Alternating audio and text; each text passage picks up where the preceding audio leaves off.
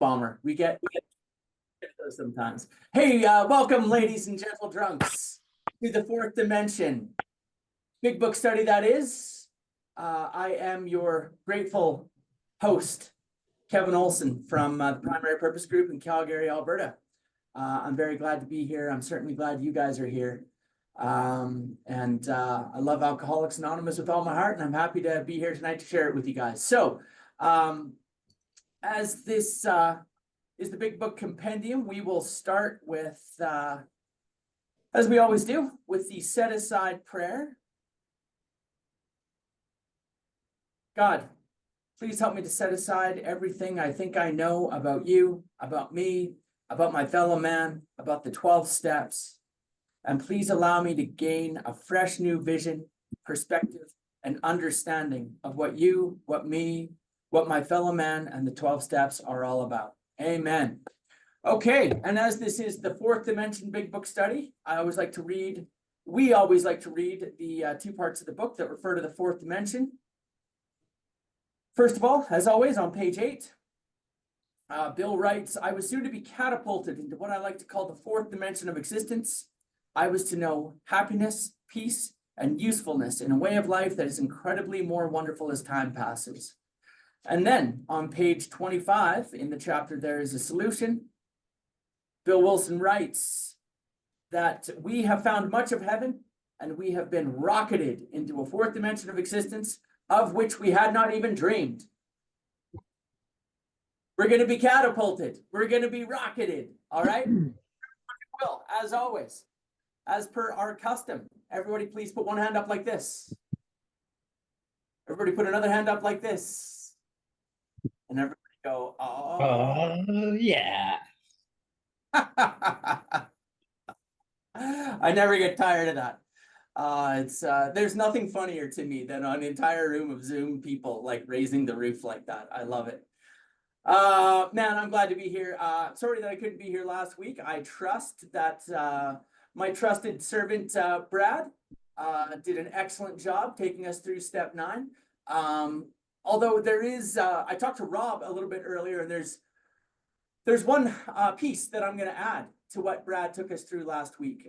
So I'm sure, Brad, just get me up to speed. Did we read all through step 9 in the book, and we took everyone through the points on exactly how to execute an effective step 9? We did, and we actually did talk about the part you're going to talk about. So, but it was just kind of briefly at the end about the fifth question, or the fifth part of the. Okay, very good, very good. It's a really short part. It's a quick part. So, but I don't mind if you review. You have I do think it merits some review. I think Brad, I don't know if you talked about this last week. I've been thinking more and more about our defects of character and about shortcomings and step 6 and 7, and I think that there's a real almost a misunderstanding in Alcoholics Anonymous that step 6 and 7 is where we solve the equation of our defects of character. That's where we solve the problem. And then we solve that problem and we go ahead and do the rest of the steps, 8, 9, and 10, 11, and 12. And it's like, my experience is that I don't change my character by working steps 6 and 7. I change my character by working steps 4 and 5 and 8 and 9 and 10, 11, and 12. I do those steps, and that's what changes my character. And I believe that that's what God is interested in. God is interested in changing our character and making me into a better person, a better man, a better member of Alcoholics Anonymous, and a better child of God overall. And so why do I mention that? Because it's in doing step 9 that I really got a very strong insight and a very strong lens into my defects of character. In particular, so let's just talk about this is not in the book, but this is just, Brad would have talked about this last week, just a tried and true method of how to do a step 9 functionally, how to execute on doing a step 9. Okay. There are just some key points that were laid out to me by my sponsor. So number 1, can you guys, I'll try and write this out. The visual may not be the best, but I'll try. Number one, why am I here? Why am I here? Okay. As you know, so we say to them, as you may know, I'm a member of Alcoholics Anonymous. In order for me to stay well, it's necessary for me to make amends to people that I've harmed. I believe that you're one of those people, and that's what I'm here to do today. I'm here to make amends for the harms that I've caused you. I don't know. Can you guys see it? Can you see it at all? Oh, good. I'm glad to hear it. I'm still getting the AV set up in my new place. So, number two, how did we harm them?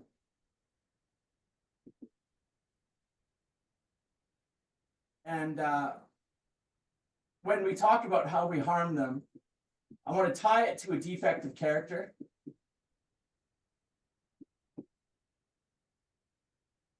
And I want to show evidence of change. So it's not just I stole your car or I missed your birthday or whatever it is. It's when I stole your car, that was incredibly dishonest and selfish and inconsiderate. When I missed your birthday, I was very self-centered. I was filled with self-centered fear that day.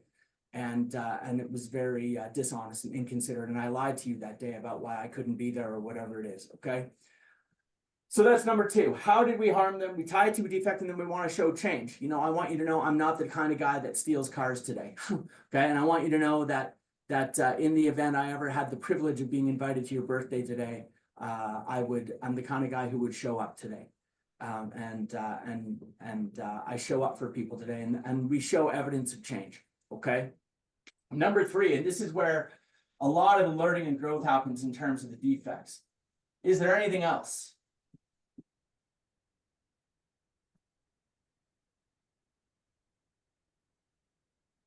Is there anything else? Are there any other ways that I harmed you? Okay. Anything else that you want to discuss with me? So, you know, one of the only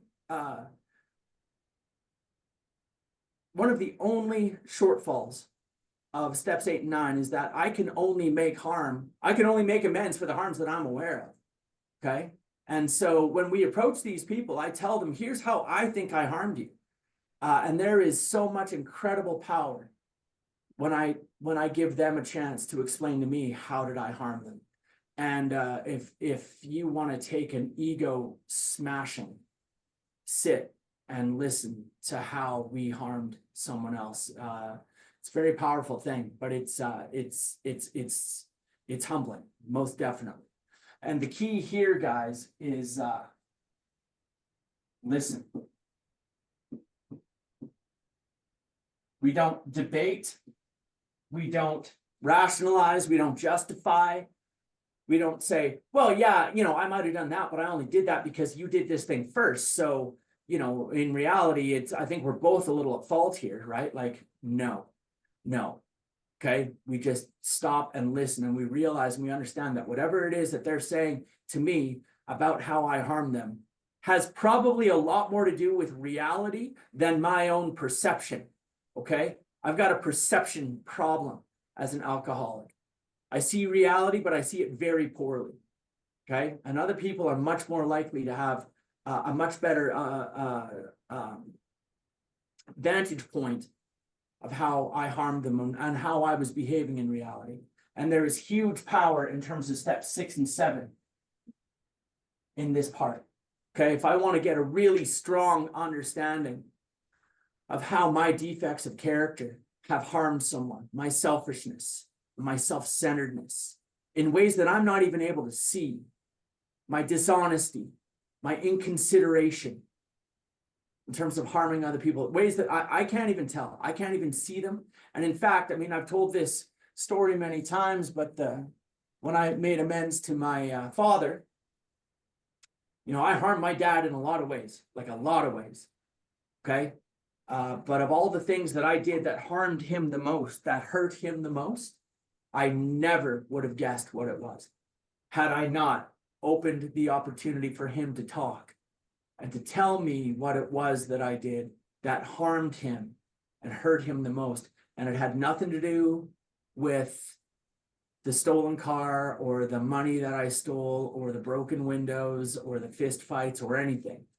Didn't have anything to do with any of that. It had to do with just a very simple moment of absolute selfishness and inconsideration, where I communicated to my father with my actions that I did not care about him or his life at all. And it broke his heart. It broke his heart that he knew that I had lost connection with all things human, as Dr. Silkworth talks about. The alcoholics, these alcoholic types lose connection with all things human, and he knew that I had in that moment. And I gave him an opportunity to talk about that. And I didn't argue with him. I just sat and listened, okay, and absorbed, and got to take a look at my own selfishness and just sickness when I think about it now, looking back, okay? So that's the bad news. The good news is number 4. How can I make amends?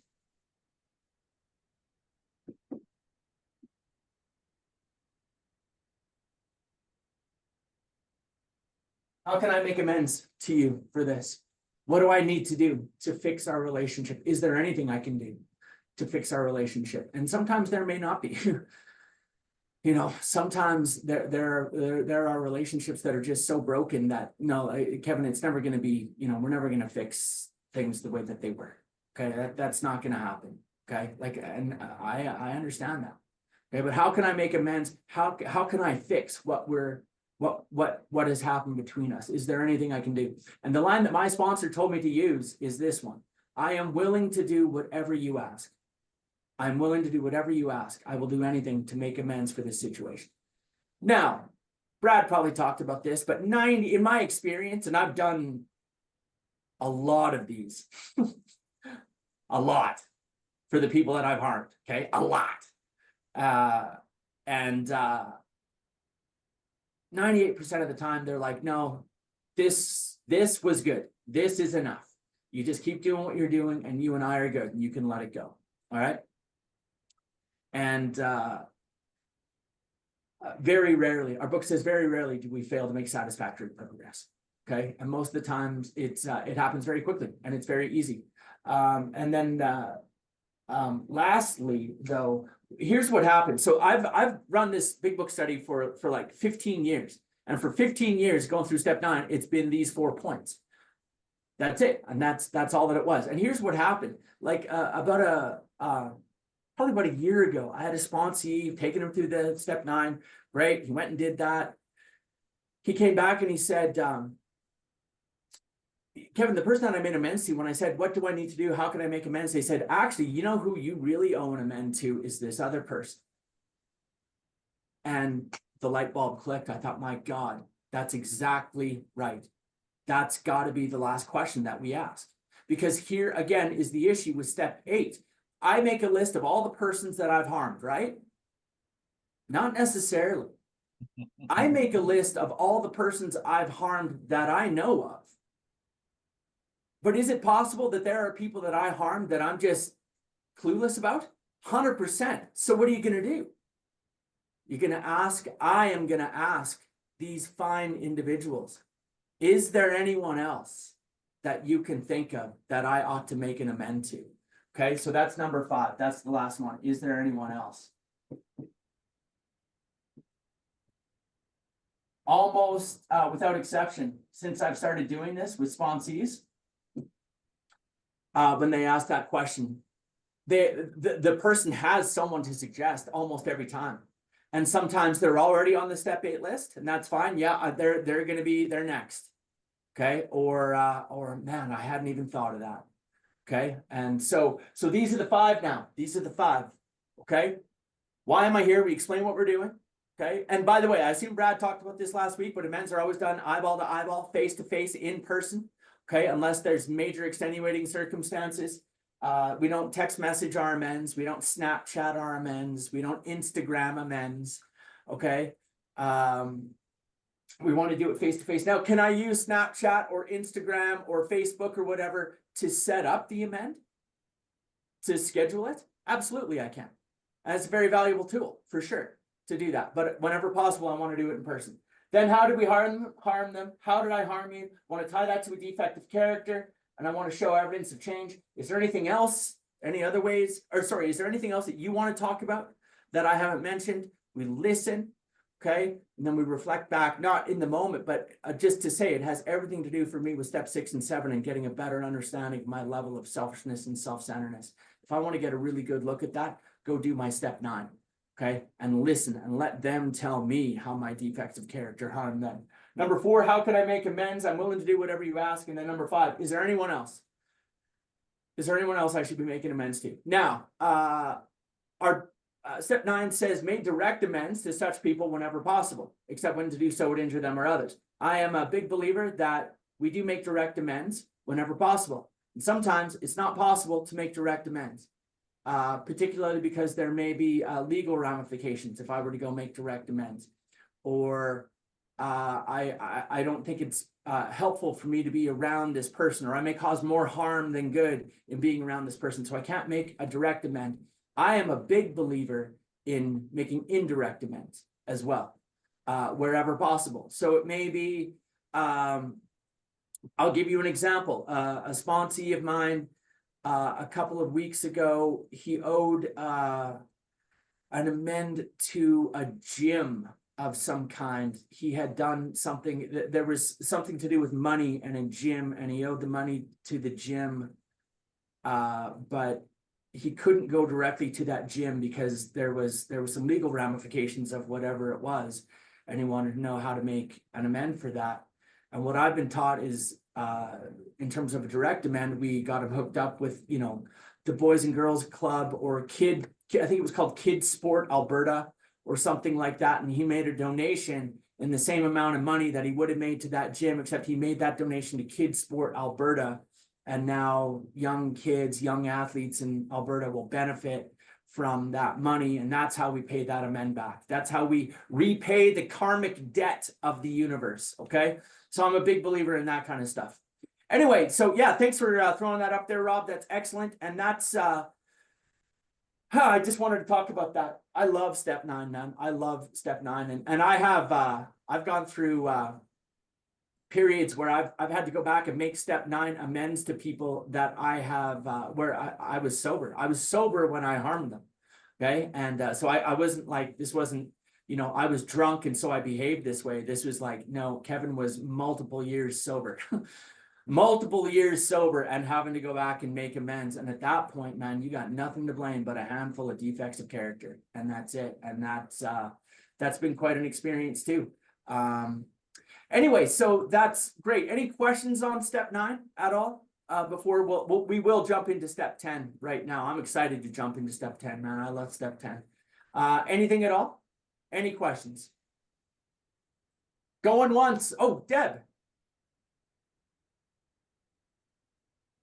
Yeah, hi, Kevin.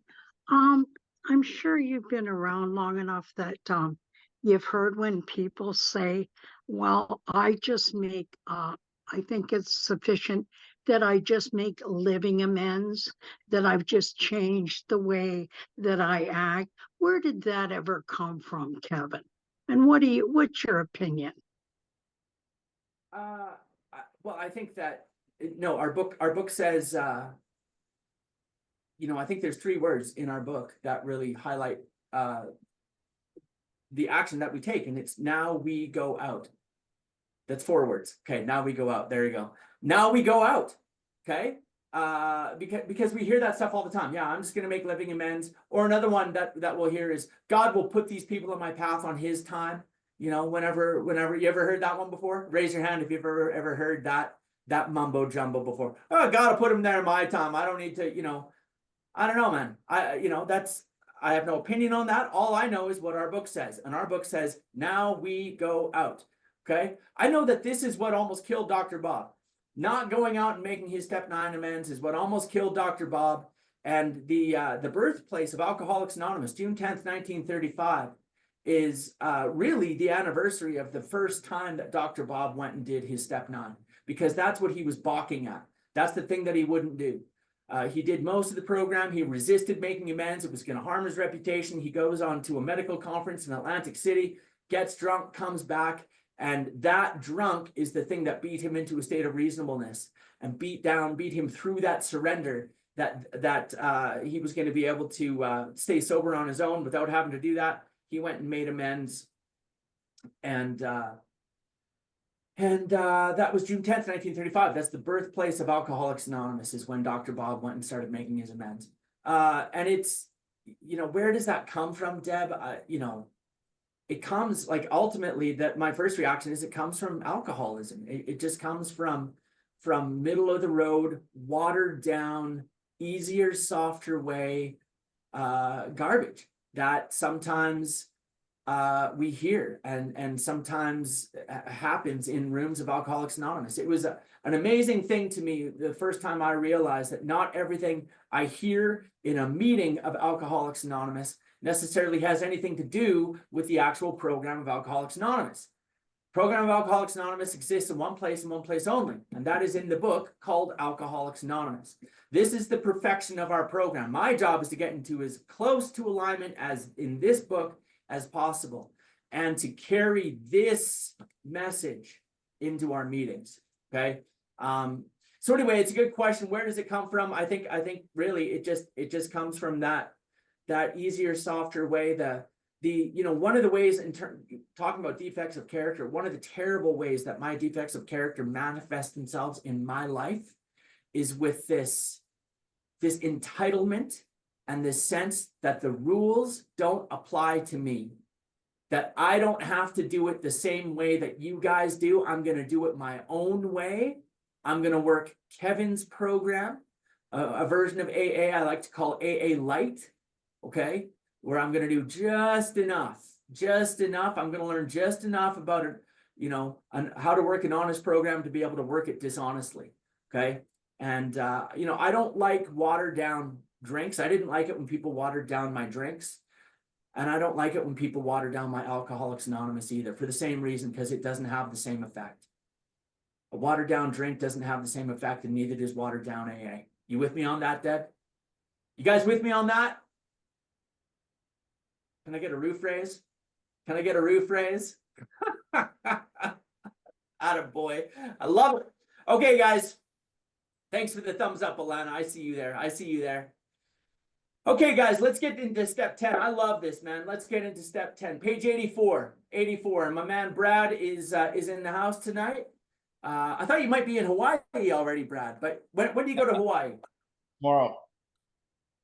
Are you sure they're going to let you into the United States?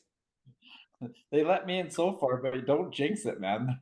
All right. They do have the right to not let me in if they choose. They are another country, so They're generous people. I do not want that border show before I travel internationally. It scares me. Yeah. Hey everybody. Okay, that's great. Page 84, you guys, and the line is this thought brings us to step 10. Yeah, halfway down the page. This thought brings us to step 10, which suggests we continue to take personal inventory and continue to set right any new mistakes as long as what make mistakes as we go along. We vigorously commence this way of living as we cleaned up the past. We have entered the world of the spirit. Our next function is to grow in understanding and effectiveness. This is not an overnight matter. It should continue for our lifetime. Continue to watch for selflessness, dishonesty, resentment, and fear. When these crop up, we ask God at once to remove them. We discuss them with someone immediately and make amends quickly if we have harmed anyone. Then we resolutely turn our thoughts to someone we can help. Love and tolerance of others is our code. Okay, that's very good. Let's stop there. I mean, we just read through so much in that one paragraph. It's really incredible. So the first thing that I like to always talk about are the three different types of step 10 that we can do, and it's really about the three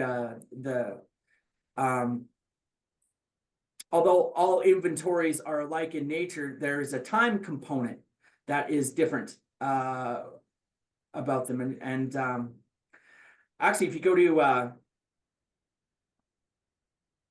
step 10 and 12 and 12, and I understand that this is a big book study. Okay, I get it. Okay, but step 10 and the 12 and 12 is there's some really great stuff in there, and I don't mean to make everyone scramble. I see everybody like running to get their 12 and 12. But so what it says here on this in the 12 and 12, it's page 88. It says, although all inventories are alike in principle, the time factor does distinguish one from another. There's the spot check inventory taken at any time of the day, whenever we find ourselves getting tangled up. There's the one we take at day's end, when we review the happenings of the hours just past. And then it goes on. And then it says as well, there is the annual or semi-annual house cleaning. Many of us go in for an occasional retreat in the outside world on an annual basis. So the three types of step 10 that, you know, and this is a way of life, man. This is how I live. Like, I'm not teaching you guys theoretical things that are like ancient history. This is my life, day in, day out. I think about these things all the time, okay? I teach them to people all the time, but it's also, this is how I live, okay? Number one, spot check inventory. And what Bill says is these are inventories we can take immediately in the moment when we find ourselves getting, I love this, he says, tangled up. We're getting tangled up with life's emotions. Okay, and so we can make that amend right then and there. We can do that inventory right then and there. Okay, so that's number one. Number two is the daily or nightly.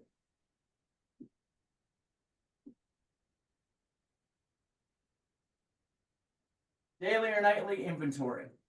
And number three is the annual or semi-annual inventory. Okay, so spot check is right here, right now with you, right in the moment as I'm doing it, and I'll talk about that a little bit. Okay, then there's the daily or nightly inventory, which most of us understand. Page 86 to 89 in the book talks about when we retire at night and so on. And I'm going to show you guys exactly how I do that because it's quite simple. Probably more simple than some people, but it's what works for me. And then there's the annual or semi-annual house cleaning, which is ultimately, tantamount to doing a step 5 on an annual basis. Most people do a set of steps every year. Most people do an annual house cleaning once a year. Okay, and why? Well, okay, so let's take the example of cleaning house. Okay, that's what we talk about, house cleaning. Well, most of us have stuff that we do around the house every day. Okay, I hope. Okay, we put your dishes in the dishwasher. We make our bed. We, tidy up around the living room. Little things that we do every day. Okay, but there are some tasks in the house that we don't do every day. For example, something like washing the windows in our house. How many people wash the windows every day? Okay. But what happens if I just don't wash the windows for years and years and years and years and years? What gets blocked out? The sunlight, baby. Sunlight gets blocked out, okay? So that's why I think we go in for this annual or semi-annual house cleaning on an annual basis. And I can say in the 15 years I've been sober, I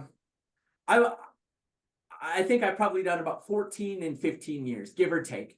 Okay. I tend to wait sometimes until I get a little bit crazy and then I go ahead and do one.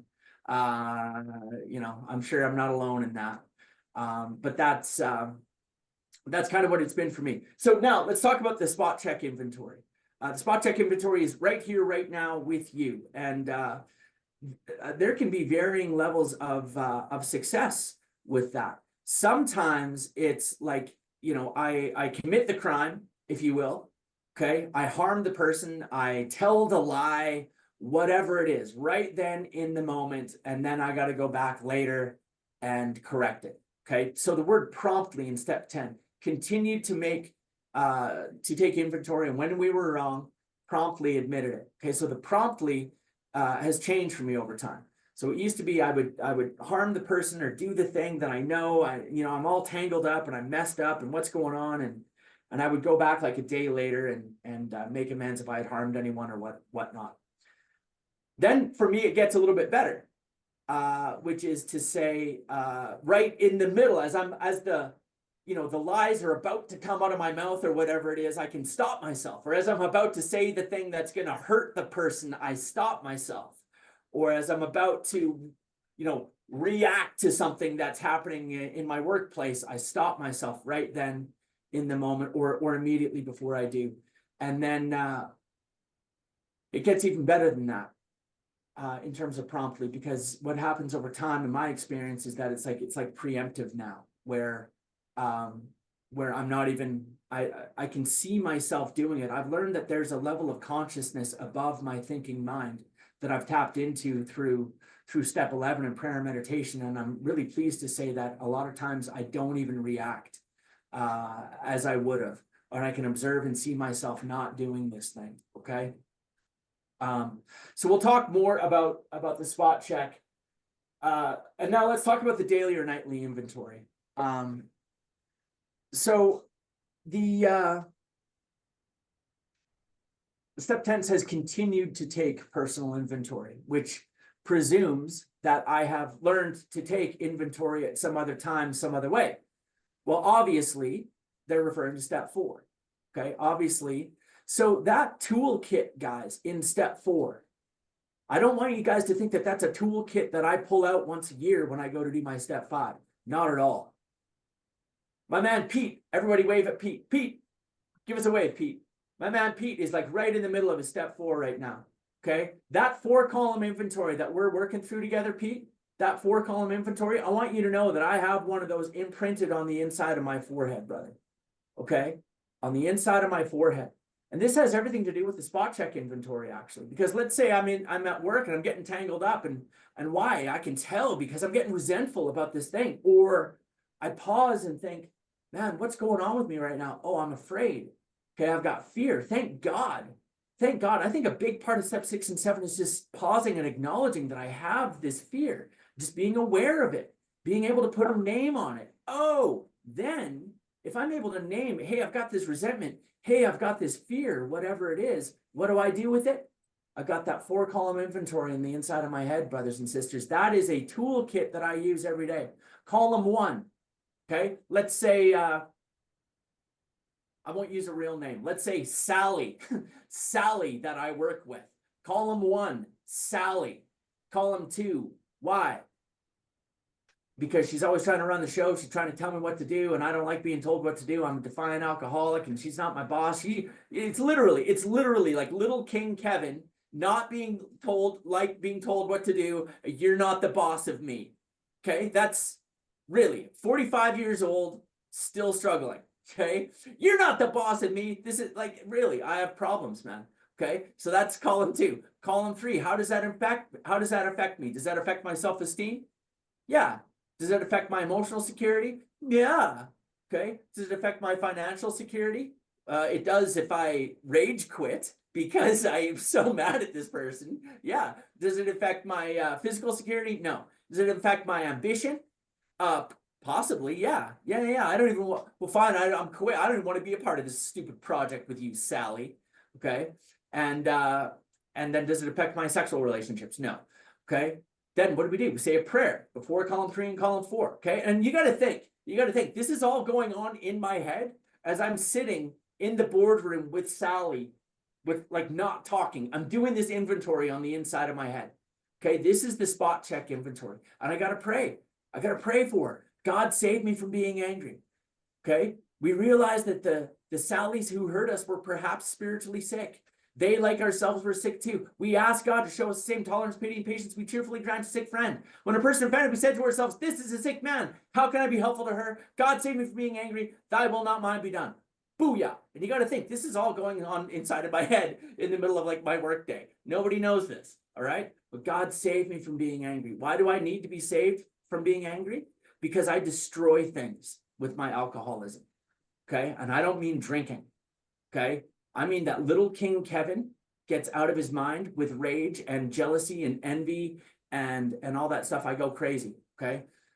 So then I need to look, what decisions based on self did I make that put me in this position to be hurt? I need to look through that, okay? Then when I look in the mirror, okay? Well, gosh, have I ever tried to run the show and told anybody what to do and how to live their lives at work? Gosh, have I ever done anything like that? Okay, so anyway, all of this to say, guys, we continue to take personal inventory, okay? That toolkit that I learned in resentments, okay, is what I apply in the spot check inventory. Same with fear. What am I afraid of? Pete, we just kicked that off, right? We're starting to look at those fears. What am I afraid of?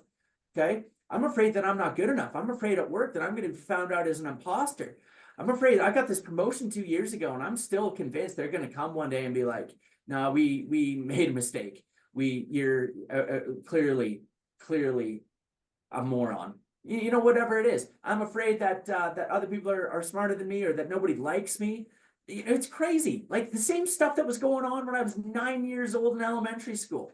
Still, I can get crazy and convinced. You know, I'm afraid that no one likes me. I'm afraid that my colleagues at work all hate me. Column 1, column 2. Okay. And I'm doing all this and somehow going through all that work, that spiritual toolkit of doing that inventory puts my perception of reality back where it needs to be in that moment. Okay. As I'm doing that spot check inventory. And so when my sponsees call me and they're like, you know, they got it going on, man, and they're suffering and they're going crazy with whatever it is, it's real easy, man. Column 1, tell me, column 1, you tell me right now, who's in column 1? What's column 2? What's column 3? We talked through column 4, okay? And at the end, they forgot that they forgot why they called at the end of the phone call, right? Like, what were we talking about again? Like, yeah, okay, perfect. Okay, so that's the spot check, and then the daily or nightly inventory. Really, what a lot of people talk about, you know, steps 10 and 11 are very intermeshed, if you will. What a lot of people refer to as step 10 in our book is actually step 11. When it talks about when we retire at night, we thoroughly review our day. Okay, so we're going to read that next week, but just know that's a very good tried and true inventory to do. And what I'm going to show you guys what I like to do for my inventory. And if you would have told me that there was an app that I could use to do my nightly step 10, I would have told you that you were crazy, but there absolutely is. Okay, and I'm gonna show this to you guys, and I'm gonna talk to you about why I do it. So if you literally go to the App Store, I think it's Apple or Android. I know we have no opinion on outside issues, but I'm an Apple guy. Okay, so if you go to Apple or Android and just type in step 10 nightly inventory, this will pop up. Okay, and you can see there's a little picture of Bill there, and it's got some a bunch of stuff, and then it has our nightly inventory.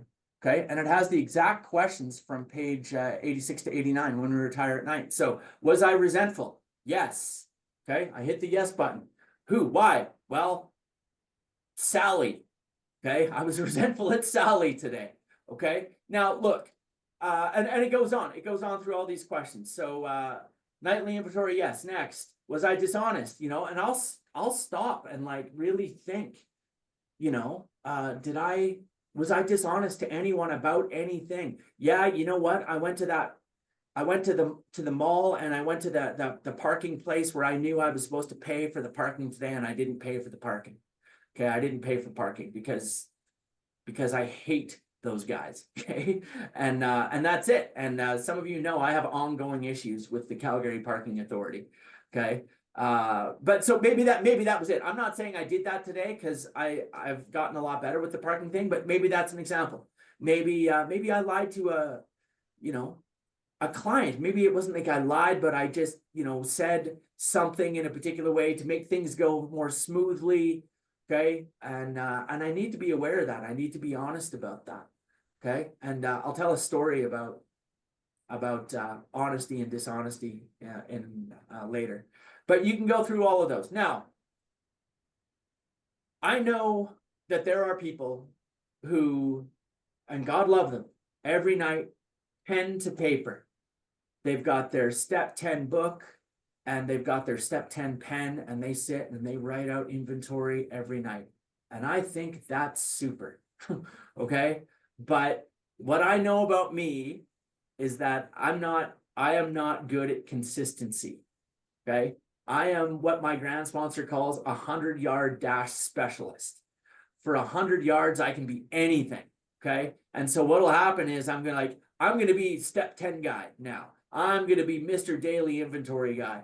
And I'll go to the store and I'll buy the nice leather bound book with the expensive paper, and I'll go get like a little inkwell and a pen with a big feather, and I'm gonna every night, man, every night. Okay, and night number 1, how does it go? Great, really good, really good. And second night, how does it go? Yeah, pretty good, pretty good. Third night, I forget to do it. Fourth night, I'm like, no, but that was a little speed bump. I'm back at it, and I start to do it the fourth night. A week later, I'm like, forget about it. The book and the pen are collecting dust, and that's been my experience. Here's the thing about, and I know it sounds like the dumbest thing in the world, this Step 10 app, but here's the thing: when it's just on my phone, and at the end of the day, I'm like watching YouTube or reading through emails or whatever, it's just easy for me. And I know that there's value in putting pen to paper, but I think that there's also value in consistency. And I am more consistent doing it this way. And I think that doing it at all is far better than having every great intention of doing it and not doing it. You guys understand what I'm saying? Okay, so that's how I do it. Now, whatever you guys choose to do, whatever your sponsor tells you to do, your sponsor is right. Okay, I share this app with my sponsees because I think consistency is key in terms of Step 10.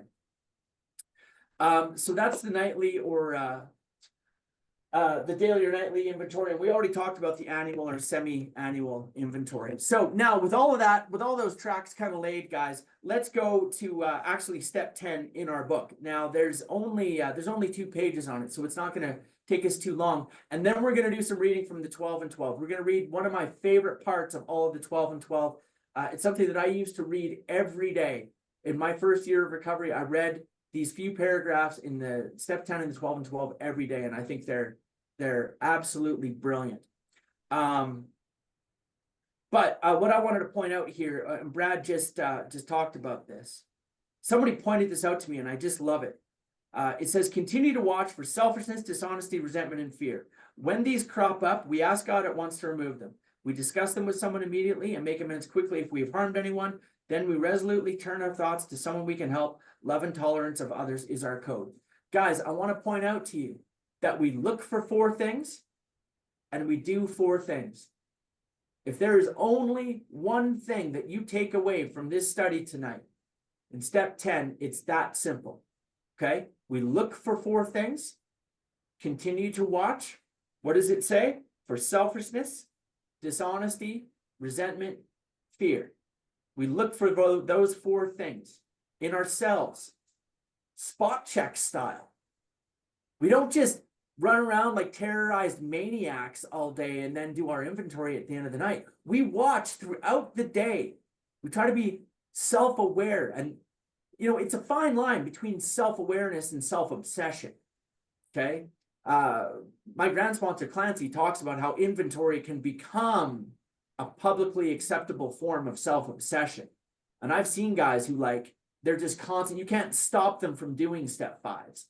Okay, that's all they want to do is write inventory about themselves. It becomes self-obsession, but being self-aware throughout the day, those are the 4 things that we look at. Continue to watch for selfishness, dishonesty, resentment, and fear. When these crop up, we ask God at once to remove them. We talk to someone else about them. We make amends if we've harmed anyone. And then we turn our thoughts to how we can help others. We look for 4 things. And we do 4 things, okay? And at this point, this is where AA and the practicing of the 12 steps, because isn't that really a microcosm of the 12 steps? We ask God to remove them, steps 1, 2, and 3. We talk to someone about them, steps 4 and 5, 6 and 7. We make amends if we've harmed anyone, steps 8 and 9. Then we turn our thoughts to how we can help others, step 12, okay? And at this point, it's become a way of life. These are no longer 12-step program of action. This is a 12-step way of life, okay? And one of my favorite AA speakers, Russell Spatz from Florida, he talks about after a while in AA, it's not like I'm doing a step 3 on this, or I'm going to do a step 10 on that, or I'm going to do a step 9 on this. you just start to be able to play jazz. That's what he says with the 12 steps. You can just start to play jazz. And I think that this is where we start to play jazz. Okay. Or, you know, whatever, classic rock, or if you're into EDM or whatever it is, it doesn't have to be jazz. Okay. Anyway, I'm kidding. Okay. But this is where we start to practice this as a way of life. We look for those 4 things, and then we do those 4 things. Okay. We ask God at once to remove them. We make amends if we've harmed anyone. Or sorry, we talk to someone else about them. Probably our sponsor. We make amends if we've harmed anyone. And then we resolutely turn our thoughts to how we can help others. Love and tolerance of others is our code. So that's really step 10 in a nutshell. And what we're going to talk about now are what I like to refer to as the step 10 promises. Okay. And these step 10 promises are often, they're kind of a lot more tangible. If I have someone who's new and they're really struggling in early recovery, particularly if they're really struggling with ongoing mental obsession. You know, Dr. Bob talks about for the first like several years that he was sober, he says he craved a drink often, but he would go to help other people instead, and it would save the day. If I have a sponsee that's really struggling with the thought of taking a drink, I like to take them through the step 10 promises. Goodness knows, the step 9 promises are beautiful. Okay, obviously, the step 9 promises are absolutely divinely inspired, but these step 10 promises can sometimes be a lot more real, a lot more tangible to someone who really is just a few days or a few weeks or a few months post drinking. They can really begin to see that this thing is going to happen for them. So Brad, back to you. We'll be at the bottom of page 84, everyone, and we have ceased fighting anything or anyone. And we have ceased fighting anything or anyone, even alcohol, for by this time sanity will have returned. We will seldom be interested in liquor. If tempted, we recoil from it as from a hot flame. All right, I'm going to pause you there because this is so beautiful, man. Okay, people in AA, like in step 2, we come to believe that a power greater than ourselves could restore us to sanity. Right? At what point in AA do we become restored to sanity? Right here, we just read it. For by this point, we will have been restored to sanity. This is where it happens. It has happened now. We are sane. The obsession to drink has been expelled by God, accessed through the 12 steps by this point. Okay? At this point, sanity will have returned. So, listen, when people sit in AA meetings sometimes and bring up the topic insanity and like talk about how, oh, I'm still so insane in my life and everything's still crazy. It's like, you know, I understand what they mean. Like life is life and there's trials and low spots, man. But that's not what our book says. Our book says by this point, sanity will have returned. Now, guys, what has happened between step 2 and step 10? Steps 3, 4, 5, 6, 7, 8, and 9. Okay? It is necessary for me to do that work, and that's what restores me to sanity. Actually, I want to be clear. God restores us to sanity. Steps 4 to 9 remove the things from within me that were blocking me from God in the first place. Okay? Blocking me from getting connected to that Wi-Fi connection. So by this point, sanity will have returned. Now, Brad just read the line, if tempted, we recoil from it as from a hot flame. Okay? So we're on page 84 right now. I want everyone in your book to write here, see page 24. Okay? And then write see page 24, and then we're going to go to page 24. And hopefully on page 24, there will be a little note that says see page 84. Okay? Because I'm going to show you, man, how this all comes full circle. This is so brilliant. On page 24, it says there is a complete failure of the kind of defense that keeps one from putting his hand on a hot stove. Okay? I burn myself over and over and over and over. Well, where are we in the big book right now? Right now, we're in the chapter, there is a solution. We're still in step 1. Step 1, it says, There is a complete failure of the kind of defense that keeps one from putting his hand on a hot stove. I keep burning myself over and over.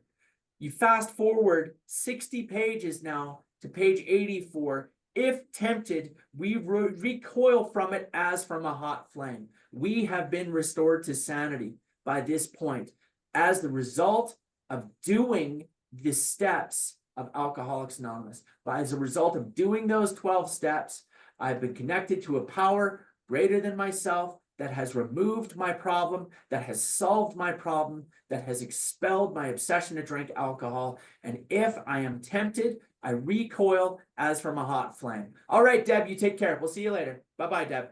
Okay, Brad, back to you. Let's read the rest of the step 10 promises. We react sanely and normally, and we will find that this has happened automatically. We will see that our new attitude toward liquor has been given us without any thought or effort on our part. It just comes. That is the miracle of it. We are not fighting it, neither are we avoiding temptation. We feel as though we had been placed in a position of neutrality, safe and protected. We have not even sworn off. Instead, the problem has been removed. It does not exist for us. We are neither cocky nor are we afraid. This is our experience. This is how we react so long as we keep in fit spiritual condition. Now, can you see how much hope that might give a brand new person in AA? As I said, man, the step 9 promises are like, they're beautiful and they're great, and we love to have them on little, crocheted tapestries up on the AA club room. I understand. I know how, little bookmarks with the step 9 promises. It's cute. I get it. Okay.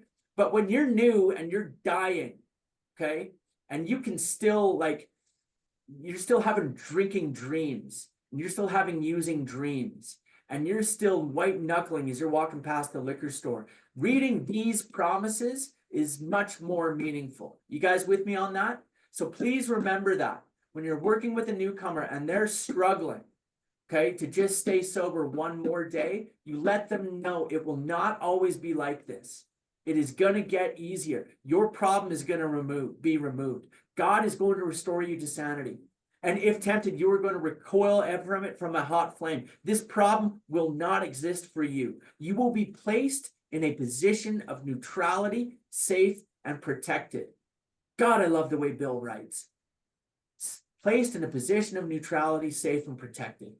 Okay? You can let your sponsees know, man, that they're not always going to have to be white knuckling their way through life, that we have a real answer here in Alcoholics Anonymous. All right. You guys with me on that? Can I get a roof raise? Yeah. All right, Brad, back to you. It is easy to let up on the spiritual program of action and rest on our laurels. We are headed for trouble if we do, for alcohol is a subtle foe. We are not cured of alcoholism. What we really have is a daily reprieve contingent on the maintenance of our spiritual condition. Every day is a day when we must carry the vision of God's will into all our activities. How can I best serve thee? Thy will, not mine, be done. These are thoughts which must go with us constantly. We can exercise our willpower along this line all we wish. It is the proper use of the will. Much has already been said about receiving strength, inspiration, and direction from him who has all knowledge and power. If we have carefully followed directions, we have begun to sense the flow of his spirit into us.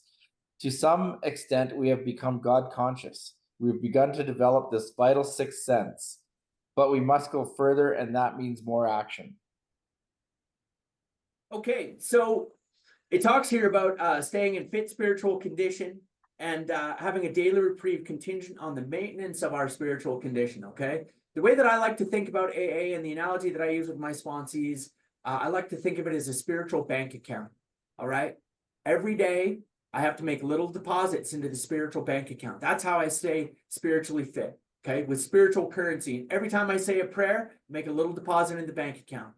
Right now, we are all making a deposit in the bank account right now, sitting and reading this book together and sharing in the fellowship of the Spirit. We're all making a little deposit in the bank account right now, okay?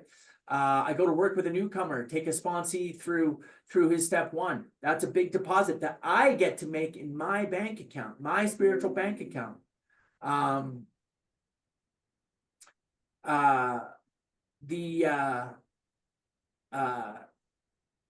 Sorry, I just totally got distracted by something there for a minute. I go to do my step 5, my first step 5, that's a big deposit in the bank account. And I need to have a lot of currency, spiritual currency in the bank account. Why? Because certain trials and low spots are going to come and I am going to have to make a withdrawal. Okay, a big withdrawal from life.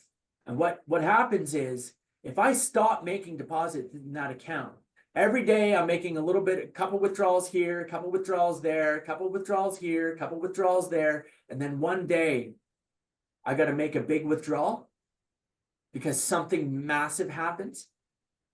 What happens? I come up insufficient funds, man. That's a bad deal. Okay. And that's when guys like me drink. Okay. Now that's the bad news. Here's the good news.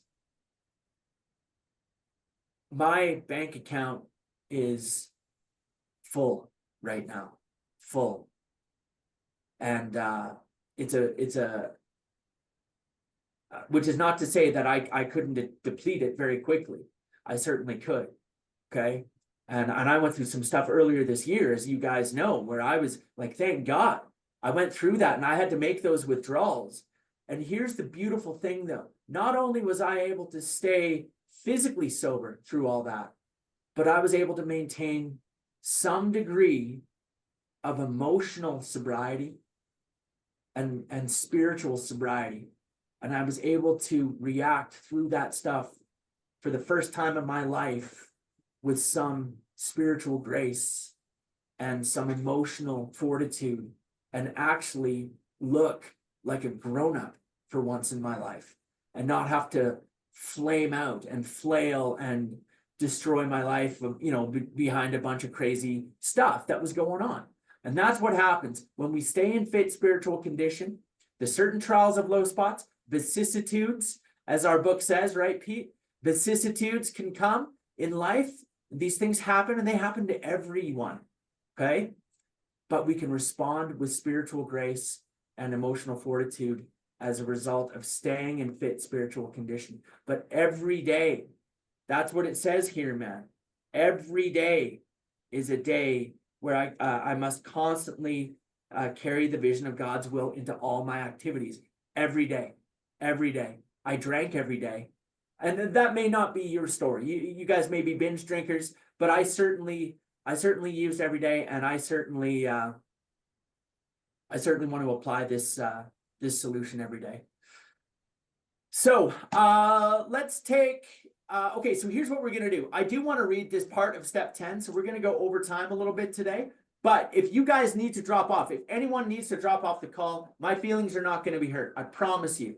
Okay. I know that some of you might have a hard stop right at 7 p.m. or whatever time it is in your time zone. And that's fine. I do want to read this portion of step 10 just because I think it's beautiful.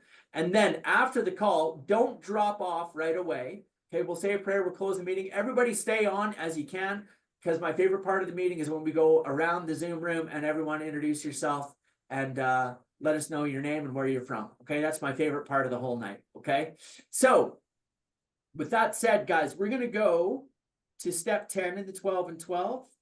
And we are going to go to page 90. Oh, man. If anybody here ever heard the speaker, Sandy Beach, from Florida, that's his name. His name is Sandy Beach. Okay. It was Sandy Beach. He's passed now, but he talks about this line that we're going to read right now. And this is an AA classic, and it's a tough one, man.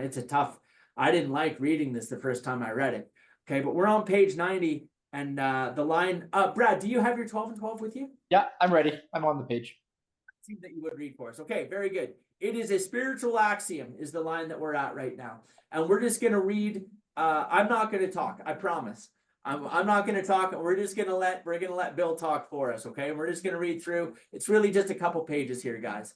Okay. But again, I read this every morning, my first year of sobriety. And I still think the stuff that we're talking about here is stuff that is informed my entire life. I think about this stuff every day. Over to you, Brad. It is a spiritual axiom that every time we are disturbed, no matter what the cause, there is something wrong with us. If somebody hurts us and we are sore, we are in the wrong also. But are there no exceptions to this rule? What about justifiable anger? If somebody cheats us, aren't we entitled to be mad? Can't we be properly angry with self-righteous folk? For us of AA, these are dangerous exceptions. We have found that justifiable anger ought to be left to those better qualified to handle it.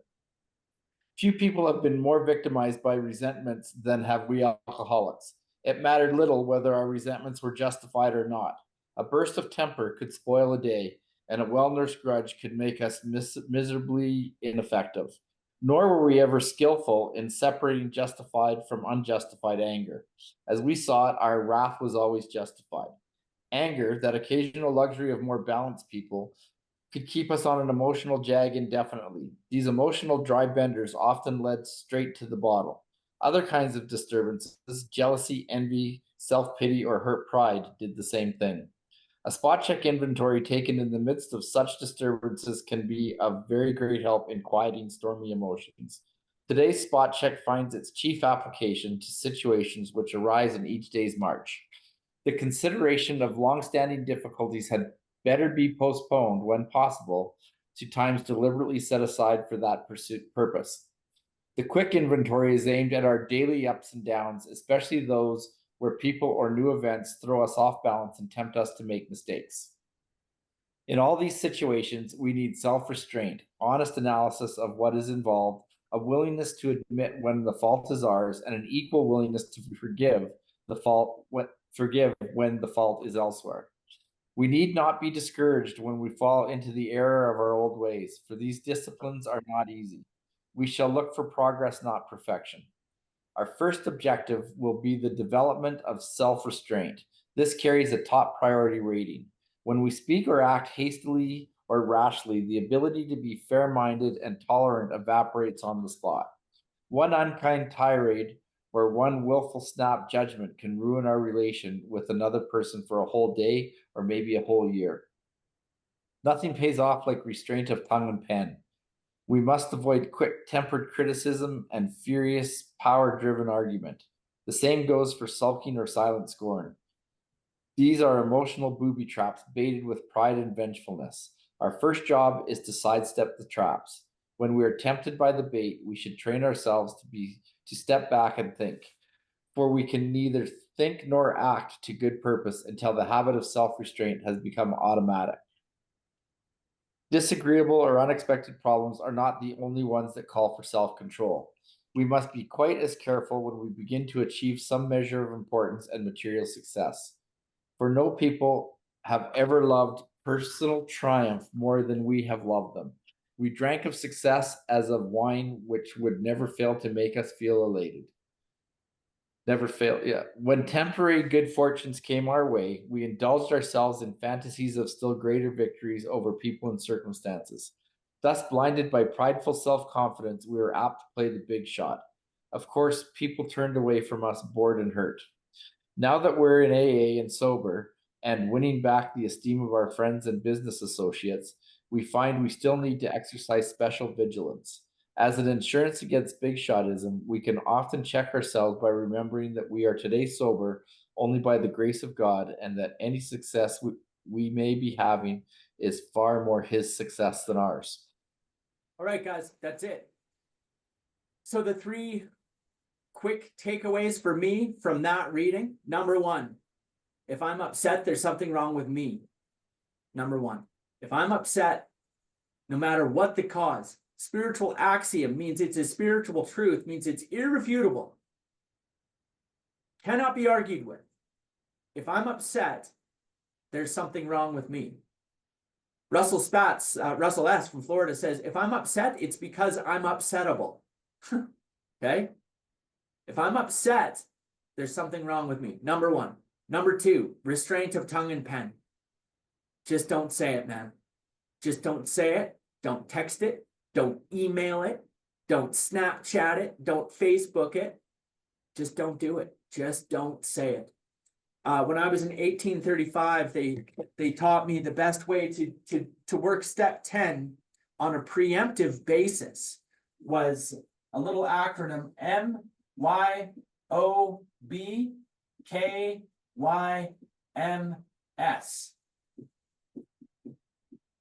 Step 10, MYOB KYMS. Any guesses?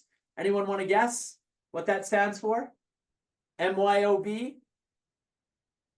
Mind your Some own of you have business. heard, right now, mind your own business. MYOB, mind your own business. KYMS, keep your mouth shut.